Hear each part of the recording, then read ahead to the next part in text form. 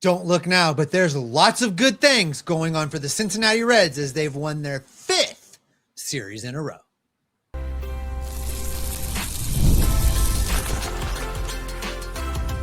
You are Locked On Reds, your daily Cincinnati Reds podcast, part of the Locked On Podcast Network, your team every day. It's gonna be May. I'm Jeff, he's Steve, and we are lifelong Cincinnati Reds fans. And on today's podcast that is brought to you by FanDuel, by the way, new users can place a $5 wager, and if it wins, you'll get $150 in bonus bets. Check out FanDuel.com today. We will be discussing a little bit later on all of the moving parts in this Reds pitching staff, because there are quite a few, and there's still more to come. We'll dissect how that's going to roll. In just a few minutes, we are going to answer the question for how much longer will we see Emilio Pagán close, because we believe that the answer is coming soon. But we are going to begin with the 5th straight series win for your Cincinnati Reds. They are entering the month of May with 20 wins. In fact, there have only been a handful of teams, just a few over a handful of teams, that have taken fewer games to get to that 20-win plateau in their seasons, and there are some really good Reds teams on that list. So it's great to see from these Redlegs, and for me, Steve, it starts with Andrew Abbott, because dude had an amazing game on the mound, looked much more like the Andrew Abbott that we had come to love from 2025. Yeah, he pushed through, got to the 6th inning. The first inning was a bit of a rough start, a couple runs from the Rockies there to begin the game. But Andrew Abbott settled down. He dialed in. He got it done. 5 strikeouts, 2 walks in the game. He allowed those 2 runs on 5 hits.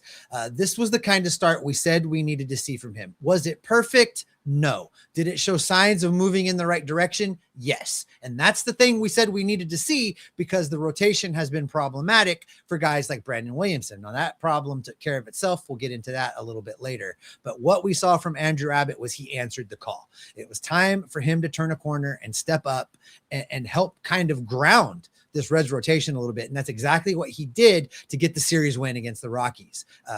I look at Andrew Abbott and I can still see all of the elements that we've seen in him the last couple of years that made us believe that he's a true workhorse, that he's a true, gutted out guy for the Reds in the starting rotation. You still see all of those pieces there, and it looks like he's finally putting it all together.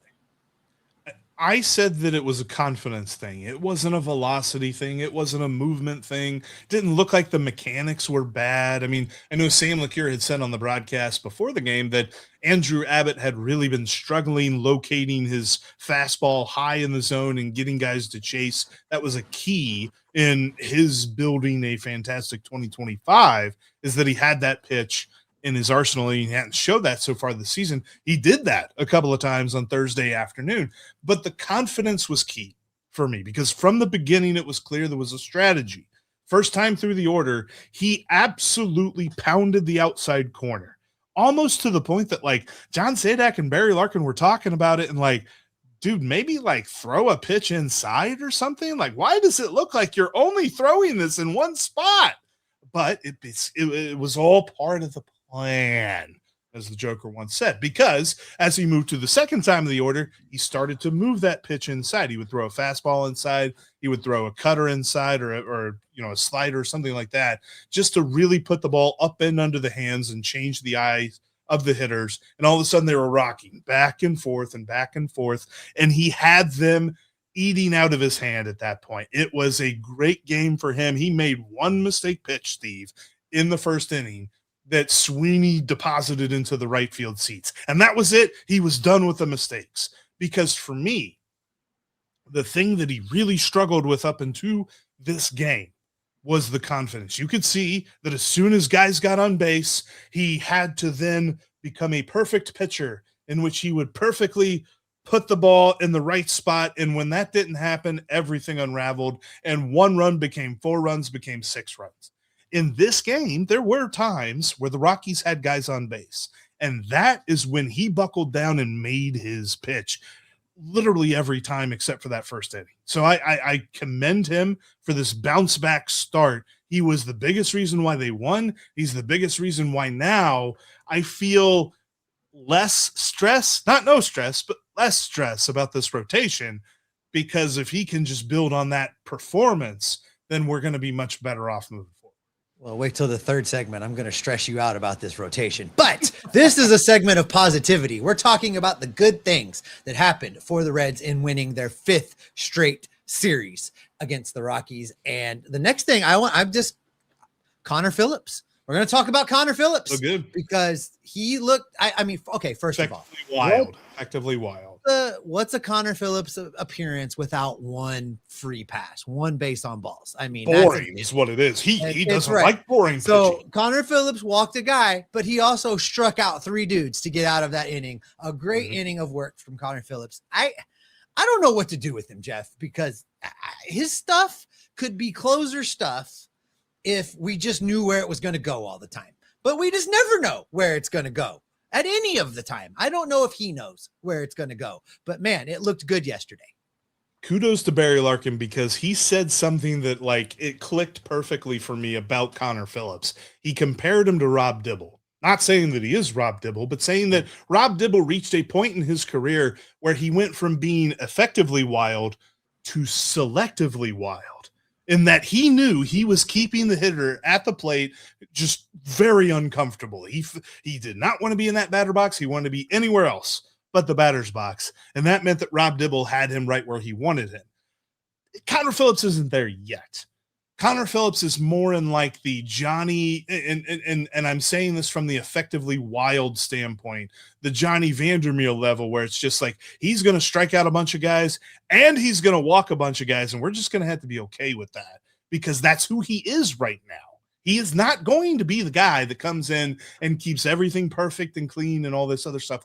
Steve, I dare say, I don't think I want him coming in with inherited runners on base. I want him coming in with a brand new inning, clean base paths, because he's going to make them dirty. If there's already people on the base paths when he comes in, those guys are probably going to come around to score. So let's not do that. But dude's going to be good when the base paths are clean at the beginning of the inning.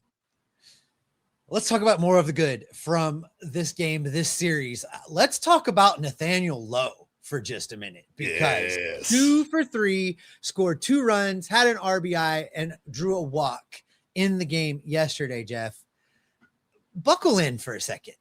In the last 15 games played for Nathaniel Lowe, as he likes to be known professionally, 286, 388, 714, 5 home runs, 10 RBIs, 7 walks. Drill down a little bit more. The last 7 games, which were majority starts since Gino got hurt, 346, 414. Listen to this. A slugging of 962, Jeff Carr. OPS? Slugging. You got to love that. 62. You talk about a dude taking advantage of an opportunity, because, he's $20 million. No, he's not making 20. 15. No, he's not making 15. 10. Major league minimum, or veteran minimum anyway. He was a non-roster invite. Got this guy with a coupon. Coupon. Yeah, literally. He had expired Kohl's cash, and he showed up to the register, and they're like, you know what? We're going to honor it. That's cool. Here you go. You got yourself a first base DH, good pinch hit type dude. And oh my gosh, has it paid off? Such a huge performance, not only just in this game, but you're right, the entire homestand. Gino went down, and we kind of wondered. We're like, boy, that's an oblique. That's we'll see when he's coming back. That's not going to be a fast thing. So hopefully somebody steps up. Well, Nate Lowe was just like, I've been here all the time. I don't know why you guys weren't paying attention. What's up? I'm hitting the ball super well, and I feel really confident with him being in the lineup. I tweeted out during the game, and I fully stand behind it. There is no reason for him to come out of the lineup for the foreseeable future. Yeah. From the maybe turning a corner department, I offer you TJ Friedl. 1 for 4, big home run, 2 RBI. He's had better at bats lately. Mm-hmm. Turned on an inside fastball and deposited in the right field seats. That's the TJ Friedl, the Terry Lee that we come to love over the last couple of years. Like, you don't pitch this man a fastball inside because that's what he's going to do with it. Hopefully he can continue to do that on a regular basis. And I think the guy that showed out outside of Nathaniel Lowe, the guy that showed out the most in this particular series, a guy that finally broke loose, not Tyler Stevenson like I had hoped, but Spencer Steer is probably the guy that takes the crown for this series. Big home run in the first game of the series, 2 for 3 in yesterday's game with a couple RBIs, a base on balls. His batting average is now up to 237. Spencer looks like not just getting ready to turn a corner. He looks like he's clicked it into gear. He is hitting 323 in his last 11 ball games, Steve. He's coming on, and I think he's just going to continue to do this. This is who he is. He's hitting the ball hard. He's and one of the things that's so impressive about him is that the balls that he is hitting hard are the breaking balls low in the zone. He is the opposite of some of the guys on this team where it's like you can't throw him a fastball. For him, it's like you can't throw him a breaking ball. He's going to clobber it.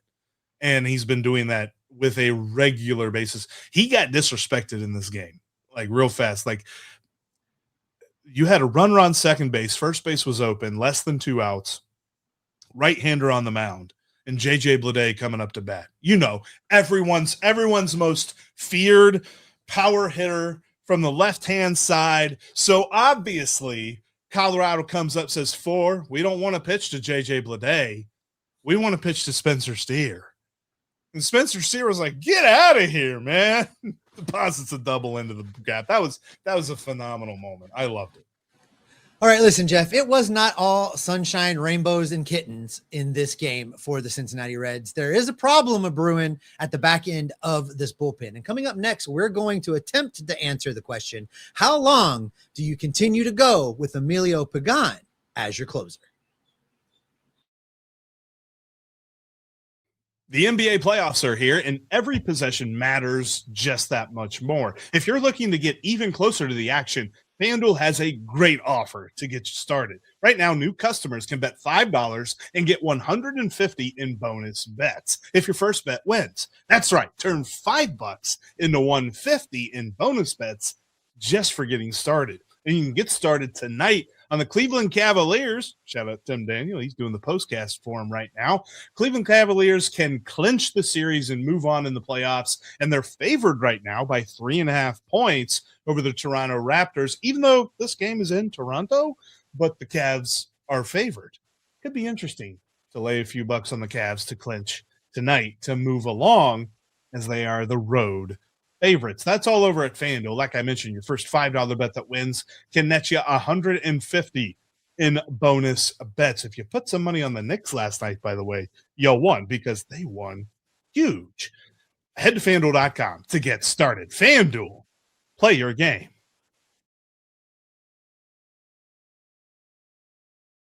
Thank you guys so much for being an everydayer, and thanks for helping make Locked On the #1 sports podcasting network in all of the land. Now you can elevate your listening experience enjoying the Everydayer Club. You're going to get ad-free Locked On Reds over in the audio channels. All you got to do is join the Everydayer Club, lockedonpodcast.com/everydayer, $5 a month, $50 a year. It gets you the ad-free Locked On Reds, and it gets you access to a Discord server that's not only got us in there talking about the Reds along with Tim Daniel, but it's got every single host from every single show from the entire Locked On network talking ball in there. You will always find somebody to talk to and someone to talk with sports every single day. Check it out. The link is down in the show description. All right, Jeff. Emilio Pagán went out in the 9th inning of yesterday's game, and it was once again a less than performance. In fact, it feels like all as he's done since the beginning of the season is string together less than performances. The most recent outing, 1 innings worth of work, 3 hits, 2 runs, both of them earned. He has an ERA of 5.40.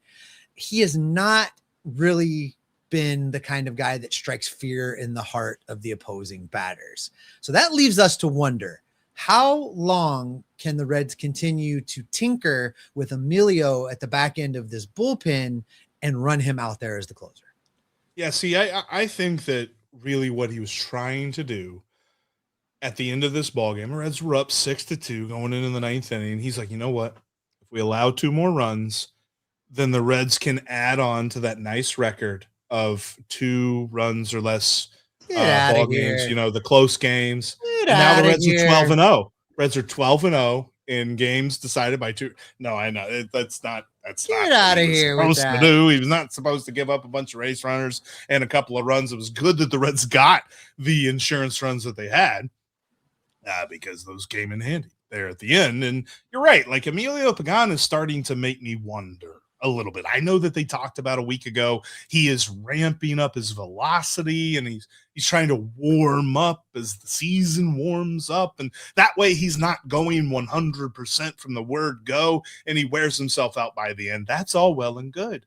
But if you're having these mediocre performances, then questions are going to be asked. And right now we're asking questions because the man in the 8th inning yesterday afternoon was nails.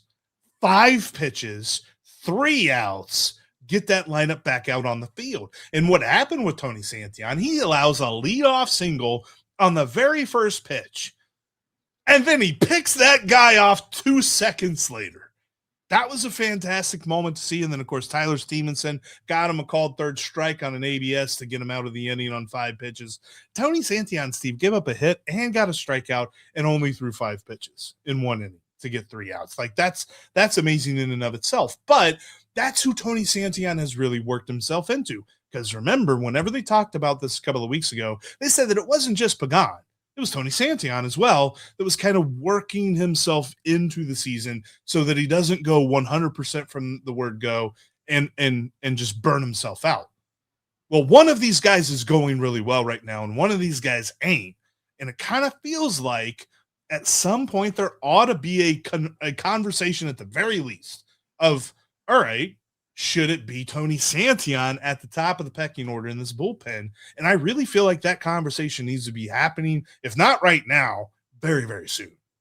Yeah, we're entering the month of May, and you and I have talked about this a lot over the last several years, that when you get to the end of May, that's kind of the natural first stopping point of evaluation, right? Where you look back on the last 2 months of the season, see what's going right, see what's not going right, see if you need to make changes, make upgrades, do something different. So I think Emilio Pagán has a couple weeks left to get it together. And I think that because of the timing of where we're at in the season, and I think that because Caleb Ferguson is now out on rehab assignment. And it's going to be a week or 2 before he is back with the big league club. Once that arm comes back, Terry Francona has some options now to kind of restructure and juggle this bullpen and get guys into positions. I think they found the right lane for both Graham Ashcraft and Connor Phillips. I like how they've been being used. I like how Tony Santillan has been being used. But if you're going to make a change at closer and move Santillan to the 9th, you need another arm that you can run out there in the 8th inning in addition to Pagán and kind of figure out what you're doing. I think Caleb Ferguson is that arm when he comes back. You have a 7th inning guy, you have an 8th inning guy, and you'd have Santillan in the 9th. I think that gives Pagán two weeks to figure things out.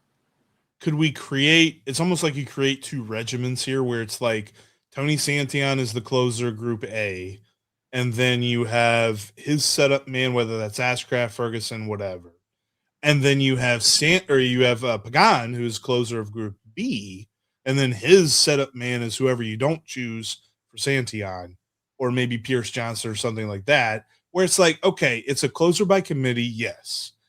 And there is somebody at the top of the pecking order, but it's not like we're saying that's our guy every single day out, because the other part of this is I don't think you just swap the 2. Like I don't know that moving Emilio Pagán to the 8th inning just solves everything. I think you kind of scale back his usage a little bit, which means you then need to bump somebody else up into the 8th inning, because it's not just going to be, all right, well, if Santillan is pitching the 9th, then Pagán's pitching the 8th. It feels like it's got to be Ashcraft or Ferguson.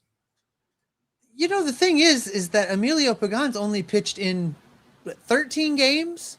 13 games. This was his 13th game. He's thrown 13 in a 3rd inning in the 2026 season.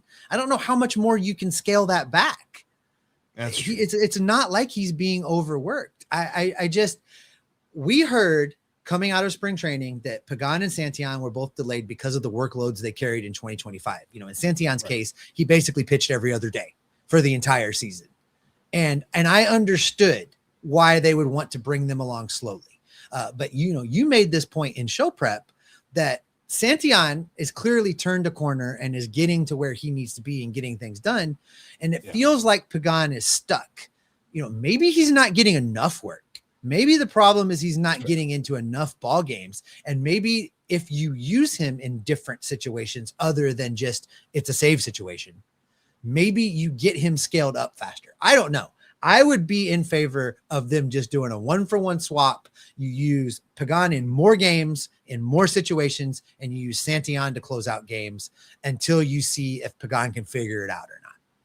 That's fair. I just, to your point, like you're saying, like he's not striking fear in the hearts of opposing lineups. And you're right. Like when I think of Emilio Pagán right now, I'm like, in my brain, I also have these other thoughts of like ghosts of closers past, like Eddie Guardado pops up and David Weathers pops up and maybe a little bit of Francisco Cordero. And it's just like, yeah, that's who we're talking about right now. Like, I don't necessarily know that I feel super confident with him coming out every ninth inning. I feel like the Reds need, because, they make a deal on the broadcast of, well, Terry Francona doesn't just reserve him for save situations. He likes to bring him out whenever the Reds are up by 4 as well. Now, if it gets to 5 and more, then he rethinks his strategy. But 4 and less, that's Pagán's ninth inning to have. Right now, it kind of feels like you need the 3 or 4, because if you got 2 or 1, you're sweating that inning out. Yeah. You're looking to build up. You're looking to build upon that extra inning record is what you're doing when you bring him out in 1-2 games. I don't really want to do that at all. I'm not ready to give up on him, Jeff. I want to be clear. I'm not saying it's time to pull the plug on Emilio Pagán. I'm just saying it doesn't seem to me that he is progressing like he should be at this point. 1 out of 10. I'm getting a little worried. 1 out of 10. What's your concern level? My concern level right now is probably a 6 to 7.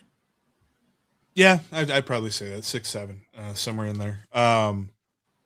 We'll keep monitoring though. I mean, Caleb Ferguson coming back, that's going to make some decisions a little bit easier for Terry Francona, because it's not like he's putting Luis May or Zach Maxwell in there. As fun as those guys are, certainly still have a lot more to prove. But I know this, Steve, when we're talking about sweat and we're talking about stress and all this other stuff, that the rotation's making us sweat. And that's not really something I thought we'd say back in February, but here we are as we move into May. This rotation couldn't be any more confusing, and that all stems from the fact that they just put yet another guy on the injured list from this group. So we'll tell you how things are probably going to shuffle once the Reds head to Chicago. The Major League Baseball season is moving right along, and you can feel it. Big starts, big expectations, the crack of the bat, whether it's a breakout rookie like Sal Stewart or a big division race like the Reds leading the National League Central. You get to be in the seat for it all. There's nothing like being at the ballpark. But the only problem, getting tickets can feel like a grind. Long queues, surprise fees, prices jumping at checkout. That's where Game Time comes in. Jeff and I tell you about Game Time all the time. We head down to the banks. We find our favorite spot. We grab a drink. We grab some food. We open up the Game Time app and we watch the prices drop right before first pitch. We grab our tickets. We head into the ballpark. 2 taps and it's done. No stress, no hidden fees, just great seats in minutes. That's what makes it so easy when you decide to get last minute deals with Game Time. Go to Game Time and take the guesswork out of buying MLB tickets right now. Download the Game Time app, create an account, and use the code Locked On for $20 off your first purchase. Now, terms do apply. Again, just create an account and redeem the code Locked On for $20 off your first purchase with Game Time. Download the Game Time app today.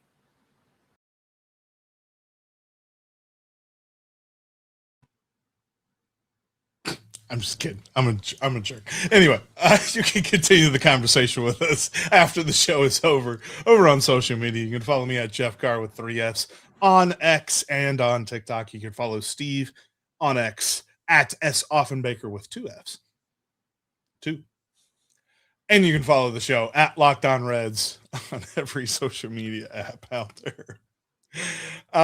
Stevie, you'll notice that I said the Chicago series. I know the Reds are heading to Pittsburgh for 3, but the Reds have 3 probable starters, and we know who's starting, and there's no drama there. The drama comes on Monday, because that should have been Brandon Williamson's spot. Well, he just got placed on the IL. He had an MRI Thursday morning on his left shoulder, his throwing shoulder, that revealed no structural damage, but he will hit the IL. They will begin a rehab program to strengthen his shoulder, and they use that wonderful word that we heard a lot in spring training, range of motion, and blah, blah, blah. The whole point is dude's still coming back from Tommy John, and he's not quite all right. With that being said, he is now the fourth guy. Like, if we go back to February and we talk about how excited we were for the depth of this starting pitching rotation, Steve, 4 guys are on the injured list. Green, Lodolo. You also have Julian Aguilar down in AAA, and now Brandon Williamson. And the fact that Jose Franco is in the bullpen right now, that's 5 guys who are not available to start. Well, that leaves one dude left down in AAA. Kind of feels like we're going to see Chase Petty at Wrigley Field on Monday. But there's so many moving parts with all of this. There are. And how smart does Nick Krall look now with his statement in the offseason of, the starting pitching depth is not what you think it is. Like, yeah, it's not apparently, because there's a lot going on. Here's the deal. I think we see Chase Petty on Monday, and I can't stress enough how important these next 3 starts are for the Cincinnati Reds from Brady Singer and Rhett Lauder and Chase Burns during the Pittsburgh series. They have to provide innings. The bullpen cannot cover 15 or more innings in this Pittsburgh series and then roll into Chicago tired with all of these questions remaining to be answered. I think even if Chase Petty comes up, a realistic, successful outing from Chase Petty at Wrigley Field is 4 innings. And if you get more than that from Chase Petty in that start on Monday, then that's just icing on the cake. Maybe they'll get there and the wind will be blowing in and everything will go great and he'll get 5 or 6 innings. But he has not been going that deep in ball games in AAA Louisville. I can't expect him to show up at Wrigley Field and suddenly be able to go that deep into the ball game. So the bullpen is going to have to cover a lot of innings between now and the end of that game on Monday, and they need to be rested to do so. No, and I think if he goes more than 4 innings, then play his birthday as the lottery numbers, because I just don't see that happening. And it feels like that might be some sort of crazy luck or something like that, because with Julian Aguilar out, I mean, it really is Chase Petty or bust, just if you look at who's available. I mean, Davis Daniel is down there, and if you look at his numbers, they're fairly comparable to what Chase Petty's been doing in Louisville. ERA wise, Petty's at 4.38, Daniels at 4.31. They both started 6 games. Petty's thrown 24 2/3 innings. Daniels thrown 31 1/3 innings. There's one key difference though. Chase Petty is on the 40-man. Davis Daniel isn't. And so you have to make a 40-man roster. And the timing of it doesn't quite line up either for Davis Daniel in order to cover that Monday start. So I think it's going to be Chase Petty.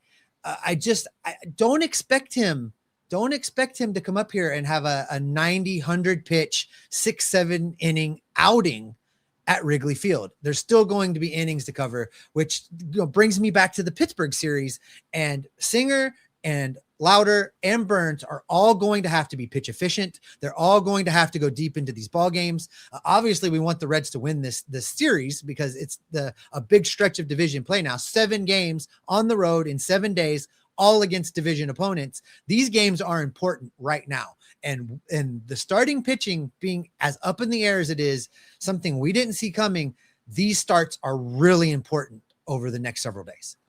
Well, and think about this too, like the Pittsburgh series, as much as we have been looking ahead at series and saying, okay, we feel like this guy's going to break out. We feel like this guy's an X factor. We, preview these pitching matchups and stuff like that. Like Brady Singer, Rhett Lauder, and Chase Burns just need to shove. And the Reds as a whole just need to make sure that they kick someone while they're down. As much as we would like to see more empathy in this world, that's not in the win-loss column in Major League Baseball, because right now the Pirates are on a 5-game losing streak, and the last thing that the Reds need to do is roll into Pittsburgh and lose 2 out of 3, or God forbid 3 out of 3, and make Pittsburgh feel good about everything, because you only have 2 more series against the Pirates after this. Like half of the games against these Pirates are done after this weekend for this year. And the Pirates are going to be there. As much as this losing streak has them down a little bit in the standings, they're going to bounce back. Their pitching's way too good for this. They're on a streak right now. I forget, and I know that our friend Gary Morgan over at Locked On Pirates knows the exact number, but they're on a streak right now of like no quality starts. And from that pitching staff, that's not going to happen for very long. Reds need to take advantage of that, and they need to win this series. So very quick analysis there. It's got to kick somebody while they're down, because when you move into Chicago and looking at this pitching mess, that's where things get hairy. Yeah, and in this Pittsburgh series, they are once again missing Paul Skeens. It's everything's coming up Cincinnati in this deal. You know, the game on is it Sunday? Yeah, the game on Sunday against Ashcraft is probably the toughest game of the series. That's going to be a fun one because he's going against Chase Burns. That's going to be a really fun game to watch. So this is a winnable series for the Reds, but the bullpen has to come out of this series ready to go, because I think they're going to be putting in a lot of work once this team gets to Chicago. And Mitch Keller has been really good over the last year plus. So it's going to be a tough matchup on Friday night. But I feel like if the Reds can just force him out of the game early, get into that Pirates bullpen, and if Brady Singer can provide them length, then as they get toward the end of the ball game, the Reds can get a late game win. And then Saturday, I feel really good about Rhett Lauder versus Carmen Mlodzinski. So I want to see them win this series, because going into Wrigley, the only guy for that Cubs, a 4-game series, you typically see, all but one guy in the rotation anyway. The only guy that the Reds will not see will be Matthew Boyd. And Matthew Boyd has started off the season really rough. He's not been pitching as good as he pitched last year. So the Reds are actually kind of missing the opportunity there. And they're going to be facing Shota Imanaga and Edward Cabrera, and they're going to be facing all these guys that we'll preview on Monday. But it's a tough stretch here that, as much as it's been nice to see the Reds play as well as they have and get into 20 wins before the month of May, that's fantastic to see. They've played 3 divisional games, and these games are so much more important now, seeing how just tightly knit this division is early on. I don't know how much that's really going to change, and so you've got to win these divisional games. And that is where we're going to go ahead and wrap it up for today. Thanks as always for making Locked On Reds your first listen each and every day. For the audio folks, go make your second listen the entire Locked On MLB feed. Sully's got you covered over there with Major League Baseball from a national perspective. Former Reds reliever Mike Stanton brings you a retired player's perspective with his show. And then, of course, all of the folks over at MLB Game Night, they're watching every single game, every single night, along with all of the experts of the Locked On Network to keep you informed so that you don't have to watch 14 hours of baseball a day unless you just really want to. For the video folks, we're going to send you over to Locked On's first ever 24/7 national YouTube channel, where all of the experts of the entire network are talking ball 24 hours a day, 7 days a week. You will definitely find something on that channel that will interest you. We will be back in your feed on Monday, bringing you all of the news, the notes, the rumors, the reports, and the information to keep you locked on Reds every single day. Steve, they posted the price for the Jedi Master VIP ticket to Star Wars Celebration 2027. Are you ponying up the $1,200 for that? Didn't you buy me one when you bought yours? No, you hadn't answered me yet. That's why I'm asking.